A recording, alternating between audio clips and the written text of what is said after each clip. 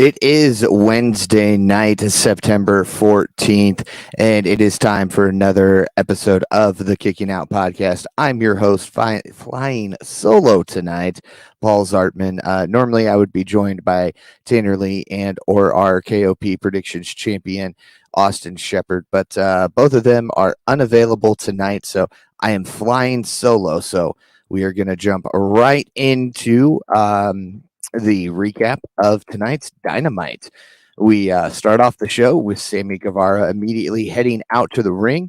And when he returns, the Jericho Appreciation Society members chop the former AEW World Champion. Then he beats them down in the corner. However, the Spanish God takes too long bragging about it, which allows John Moxley to drop him with a King Kong lariat.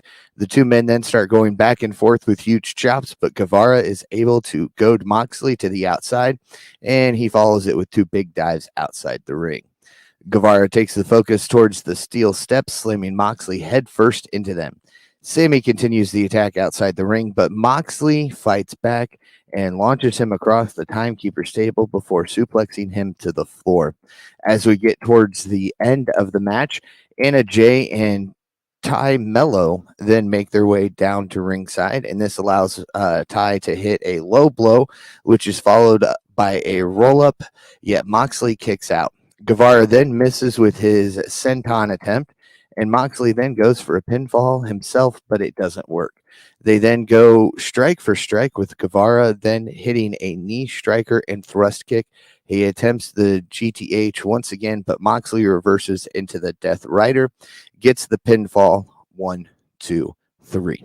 And moving on in the AEW Grand Slam Tournament of Champions match is John Moxley. Up next, we hear from MJF. MJF says he hasn't slept in a week because last week John Moxley had a face with no fear, but he points out that he is not the same kid that he was when they first crossed paths. MJF says he isn't playing a character, Moxley is, and instead he labels the former world champion a joke. MJF read Moxley's book, and he liked a bit about his childhood as he was raised like the crowd tonight, uneducated, white trash scumbag from the sticks. MJF goes on for a while. Towards the end of this promo, he says there's MJF support system, while meaning Hathaway, and he doesn't, and he calls out Hathaway's team. Sorry, I was bouncing ahead in my notes there a little bit. Hathaway goes through each member that helped MJF secure the future championship match, telling each one of them what they needed and that he was there to help them. He states that when MJF no longer needs their support, they will go their separate ways. And he makes it clear that the people either run with them or against them. And I'm trying to remember, he called them the Firm. So I think we have yet another faction that MJF is in that formed with MJF without giving closure to his formal or previous faction. So I'm interested to see what happens with the Firm. I'm not sure how I feel about it yet, but I don't know. They might grow on me. We'll see. We'll see, though. Up next, we got Jungle Boy versus Jay Lethal. This was a pretty back and forth match, surprisingly.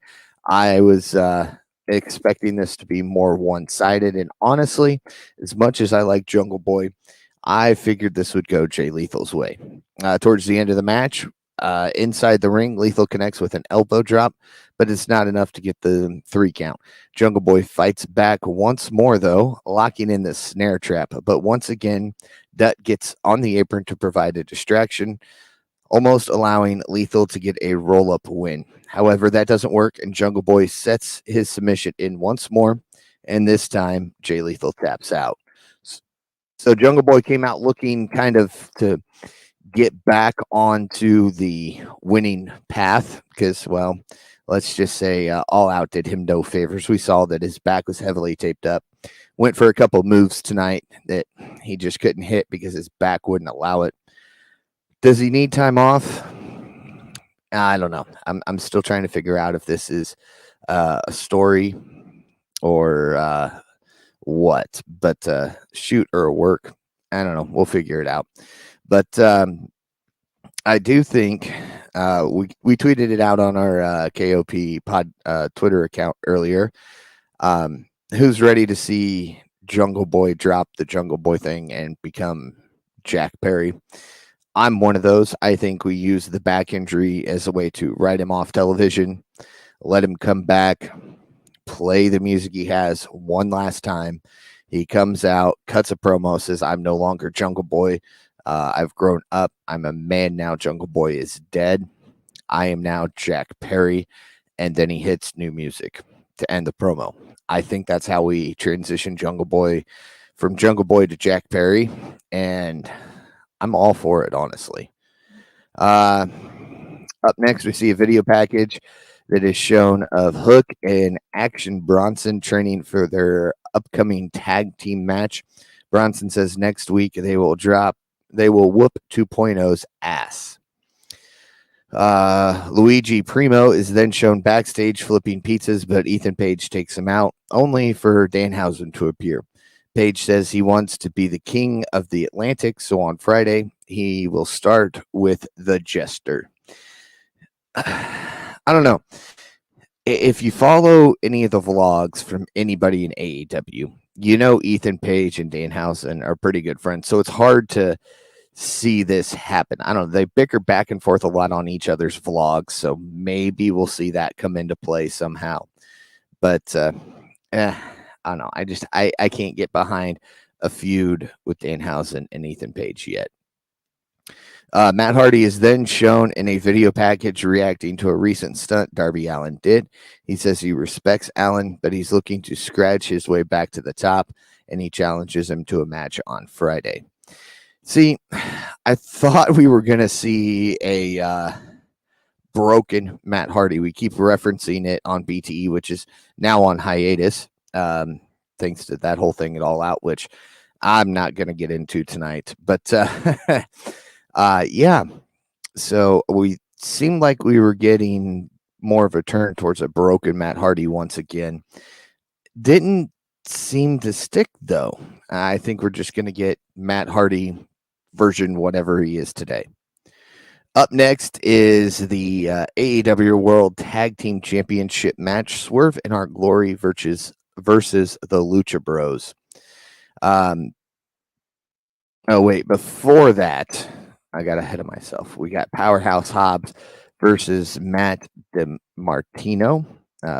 Powerhouse squashed him pretty quickly, as we all knew he was going to.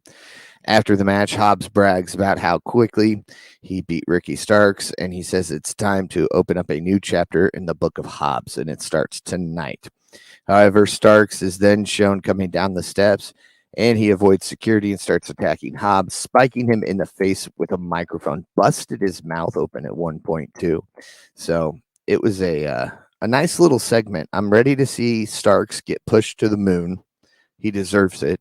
I think if we don't push him soon, we're going to see him leave when his contract comes up. And, well, I'm hoping we can lock him into AEW for a little bit longer. The man's full of talent, and I think he'll do good in AEW in the future.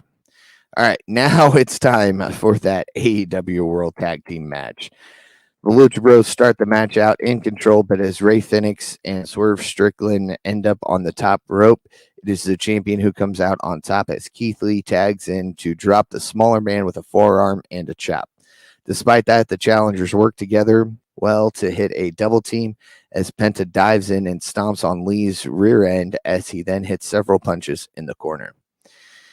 Towards the end of the match, Lee returns to action, drops Phoenix with a backbreaker and Penta with a headbutt. The champions aim for the swerve stomp, but the challengers fight back as Phoenix nails a springboard Spanish fly and Penta connects a destroyer to Lee. And holy crap.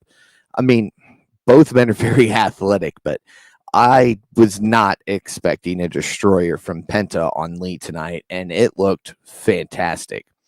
Swerve pushes Phoenix off the top rope when they try to capitalize, and inside the ring, Lee reverses the momentum of Penta, drop him to the mat, and get the pinfall as they retain their titles.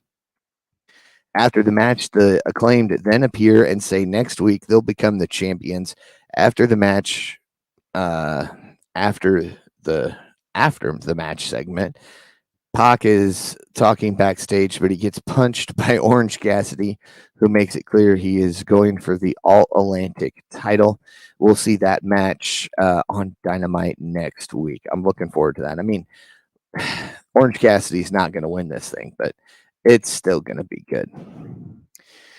Up next, it's time for the women's match. It is a tag match as we will see Dr. Britt Baker, DMD, and Serena Deeb teaming up to take on Toni Storm and Athena. Toni Storm and Serena Deeb start out going back and forth in nice chain wrestling, but the AEW interim women's world champion quickly turns things around by unloading strikes in the corner. Athena tags in, then vaults to the corner with an elbow strike before slamming her down to the mat. However, the professor showcases her skills with a dragon screw as Britt then gets involved. Towards the end of the match, despite being in control, Deeb rolls through the move for a single leg crab, only for Athena to come in and start attacking her when the submission is locked. Baker comes in with a thrust kick to Athena, who then gets launched into the steel steps. Inside the ring, Revel distracts the official while Deeb sends Storm headfirst into a chair that Baker holds, and as she comes back, Deeb gets a roll-up win.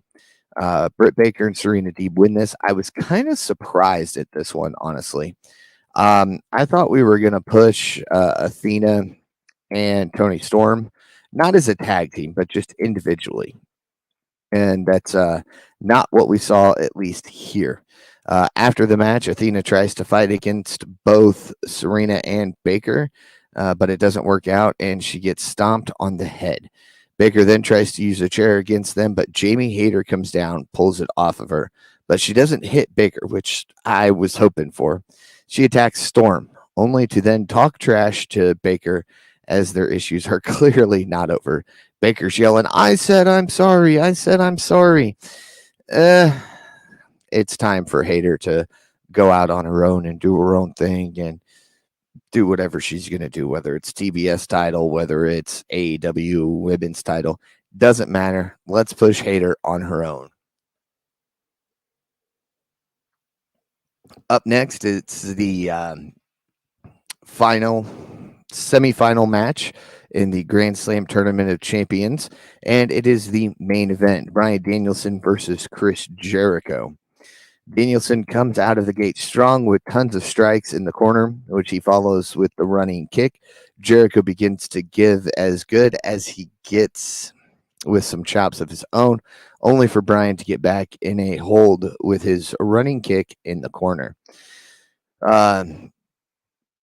Towards the end of the match, Jericho then gets sent into the second turnbuckle instantly into a roll-up. Jericho kicks out, then hits a dragon screw, allowing Jericho to put in the figure 4 leg lock. Now, let's touch on the fact that the ankle of Danielson was hurt on the outside.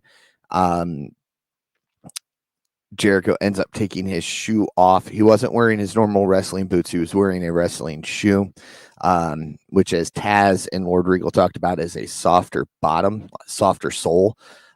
So it's not as supportive as the other, the wrestling boots themselves, and there's no ankle support either. So when it looked like Danielson had rolled his ankle, the doctor goes in, checks on him, pulling his boot off as Jericho wraps it around the ring post, back of the ring, and Jericho continues attacking that area as he then hits a knee breaker. Bryan keeps fighting through, even though he only has one ankle, and he looks for his finisher. His body gives up on him, which allows the walls of Jericho to be locked in. Jericho then gets sent into the second turnbuckle, instantly into a roll-up. Jericho kicks out, then hits a dragon screw, allowing Jericho to put in the figure 4 leg lock, again focusing on that ankle. They then start throwing hands in the submission. Danielson ends up transitioning into the label lock, forcing a submission. Danielson picks up the victory, meaning next week we will see Jon Moxley take on Bryan Danielson for the AEW World Heavyweight Championship. It's going to be Blackpool Combat Club versus Blackpool Combat Club. Lord William Regal is going to be on commentary. We know this in the main event. I'm hoping it's the main event. And he is just going to be biting his nails the entire time. I don't see how you can possibly expect him to focus on anything during commentary next week, but it is going to be absolutely fantastic watching Danielson and Moxley go one-on-one. After the match, Moxley makes his way to the ring, and the Blackpool Combat Club members show respect with a handshake as they point to the title. And again, next week, I cannot wait for this. This is shaping up to be a pretty good Grand Slam. I'm going to go through here real quick and see if I can find the card for next week. Got distracted. Squirrel moment there. Sorry. So I'm looking forward to this. As I'm pulling this up, though, I do want to say it's going to be interesting. It always concerns me a little bit when we're talking about you can still get tickets to join us on next week's Rampage or next week's Dynamite, excuse me. Those little things always concern me. Are we not seeing as many people as we thought we would see show up? Who knows? But if they're questioning anything, we now have scheduled 4 matches for Dynamite. We will see Bryan Danielson versus Jon Moxley, Keith Lee and Swerve Strickland, Swerve in Our Glory versus The Acclaimed. Tony Storm, Serena Deeb, Athena, and Dr. Britt Baker will be in a 4-way match for the interim AEW Women's World Championship. We'll also see Pac versus Orange Cassidy for the AEW All-Atlantic Championship. Coming up Friday night on Rampage, we will see... I clicked on the wrong one, but we will see Danhausen take on All Ego Ethan Page. I'm looking forward to that match. These two, like I said, they do have a little bit of a history. It's not always a bad history between the two of them, though, so it'll be interesting to see what they can do with this. All right. Now, I told you I was flying solo tonight, and it'd be a pretty quick podcast. We're about 18 minutes in, and I've already covered all of Dynamite. I'm going to give my review. I'll give you my wrestler of the week, and then we'll start to wrap things up again. This is a short one as I'm flying solo, and I don't do good doing these things solo. So my rating for tonight's Dynamite, I'm going to go a little higher than I normally do, and I'm going to go 8.3. There was a lot of good segments, some unnecessary, confusing segments. I'm not sure why we had to bring in the pizza guy, apart from the fact that TK obviously tweeted that he likes the pizza. So I guess you got to bring in the pizza guy for TK to get his pizza. But yeah, I'll give it a solid 8.3. A lot of things that I did like, not too many things that I didn't like, apart from match outcomes, but we're never going to be happy with all the matches, right? My wrestler of the night, I'm going to probably take the easy way out, and I'm going to go Bryan Danielson. Rolled his ankle, may be sprained, may not be, may have just been a rolled ankle, hurt for a moment. Now he's fine, but battling through that. And again, now we get to see Blackpool Combat Club take on the Blackpool Combat Club. I'm excited for this. Will this break down the Blackpool Combat Club? I don't think so, because at the end of the day, somebody in the Blackpool Combat Club is going to be AEW World Champion. Does Moxley need it again? Probably not. Is it time for Danielson to get it? I don't know. It may be a little too soon, but I kind of got a feeling that's the way they're leaning. Moxley's talked about taking some time off again, so it makes sense to put it on Danielson, at least for now. All right. Be sure to follow us on all social media at Kicking Out Pod. Don't forget, when you check out any of our social media, there are 2 links to 2 different stores that you can buy KOP merchandise. Not very many podcasts have 2 different merchandise stores, but the Kicking Out podcast, well, we've got 2 of them. So you get different options. You get some exclusive stuff that, well, it's just there. And then you've got some new stuff that continues to get added to it in our second store. So be sure to check out both stores, get some great merchandise, and support a great podcast looking great doing so. And be sure to like us on, it's been a while, it feels like. Anyway, be sure to like us and follow us wherever it is you listen to your podcasts. And if it's like me and Tanner, and it happens to be Apple Podcast, be sure to give us that 5-star rating. We want to work our way up that podcast list, and we want to be that 5-star KOP. We'll never be the 7-star FTR, but we can be the 5-star KOP. And you can help us do that by giving us a 5-star rating on Apple Podcast. Again, be sure to follow Kicking Out Podcast on all social media. You've seen throughout this podcast down at the bottom, it's telling you to follow us on Twitter and Instagram. It's at Kicking Out Pod. That is all of our social media handles for that.